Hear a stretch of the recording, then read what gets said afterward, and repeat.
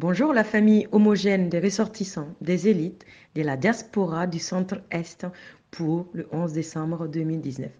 Ceci est le compte-rendu de la rencontre inédite du 14 janvier 2019 avec M. Bara Khalil, secrétaire permanent du Comité national d'organisation de la fête nationale du 11 décembre. Les hôtes du jour, M. Blaise Orgo des États-Unis, M. Souleymane Zeba de l'Italie et moi-même. Force est de constater et de rajouter d'ailleurs que M. Khalil Bara est aussi dans le groupe de la section des élites du Centre-Est.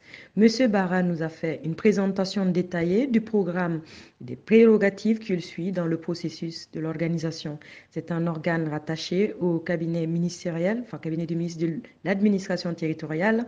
Il va mettre en place en clair deux comités ultérieurement, un comité national et régional d'organisation et chaque comité a ses commissions pour son bon fonctionnement. L'apport du groupe homogène. Donc, l'esprit du 11 décembre 2019 nous a été clarifié. Selon les dires de M. Bara Khalil, tout le monde apporte sa contribution, une chose de plus pour la région. S'agissant des villas, il y a deux grands points, deux questions que je pose à tous ceux qui font partie de ce groupe-là. Est-ce que vous souhaitez construire personnellement votre villa ou est-ce que vous souhaitez acheter des villas déjà construites? S'agissant de ceux qui veulent construire, il y a des conditions, modalités, des délais et des sanctions. Conditions, être en mesure de prouver une réserve d'argent dédiée pour financer sa villa, mais très cher, je n'ai pas envie de déterminer une somme, mais M. Bara Khalil nous a donné quelques pistes. À Manga, par exemple, certains ont pu injecter entre 4, 5 ou 7 millions pour sortir de terre une villa correcte et aménager. S'agissant des modalités, être en mesure d'injecter une somme minimum pour construire et équiper la villa pour qu'elle soit habitable. Les délais. Fin novembre 2019, la construction doit être opérationnelle lors du contrôle. Dans le cas contraire, il y aura une amende de taxation. Au niveau des sanctions, soit on retire le terrain si la personne n'a pas commencé du tout à construire, soit elle a commencé à construire mais n'a pas terminé. Donc, il y aura un paiement de la valeur du terrain. Mes chers, n'oublions pas que nous avons de gros projets, de grande envergure d'investissement qui vont valoriser, dynamiser notre région et par ricochet, le Burkina Faso.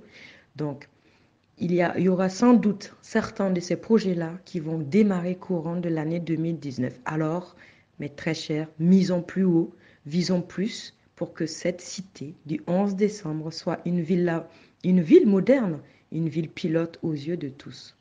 S'agissant donc de nos gros projets, nous avons sollicité, lors de cette rencontre inédite, que nos gros projets soient insérés en tout cas dans le programme. Et nous avons eu par ailleurs donc un soutien, c'est-à-dire que nous aurons des cautions morales pour que voilà, les banques puissent nous suivre. Comme nous sommes en train de constituer des statuts pour formaliser le groupe, dans tous les cas, l'information importante, c'est que nous aurons des cautions.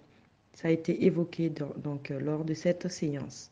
Merci à tous et mes chers, investissons, bâtissons notre belle région. Merci beaucoup et vive les ressortissants du centre-est de Burkina Faso. Merci. Et n'oublions pas une chose très importante.